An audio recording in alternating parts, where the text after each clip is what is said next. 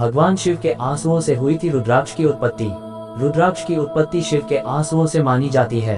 इस बारे में पुराण में एक कथा प्रचलित है। कहते हैं एक बार भगवान शिव ने अपने मन को वश में कर दुनिया के कल्याण के लिए सैकड़ों सालों तक तप किया। एक दिन अचानक ही उनका मन दुखी हो गया। जब उन्होंने अपनी आंखें खोली तो उनमें से कुछ आंसू की बूंदें गिर गई। इन्हीं आंसू की बूंदों से रुद्राक्ष नामक वृक्ष उत्पन्न हुआ। शिव भगवान हमेशा ही अपने भक्तों पर कृपा करते हैं। उनकी लीला से ही उनके आंसू ठोस आकार लेकर स्थिर जड़ हो गए। जनधारणा है कि यदि शिव पार्वती को प्रसन्न करना हो तो रुद्राक्ष धारण करना चाहिए।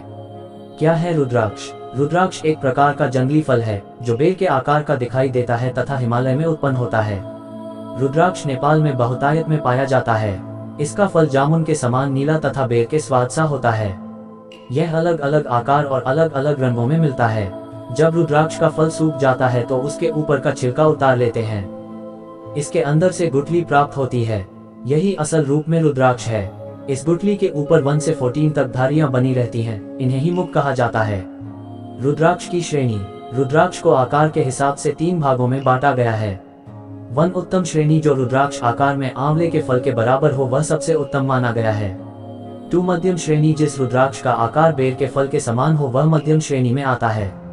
3 निम्न श्रेणी चने के बराबर आकार वाले रुद्राक्ष को निम्न श्रेणी में गिना जाता है। जिस रुद्राक्ष को कीड़ों ने खराब कर दिया हो या टूटा फूटा हो या पूरा गोल न हो, जिसमें उभरे हुए दाने न हो, ऐसा रुद्राक्ष नहीं पहनना चाहिए। वहीं जिस रुद्राक्ष में अपने आप डोरा पिरोने के लिए छेद हो गया हो वह उत्तम होता है।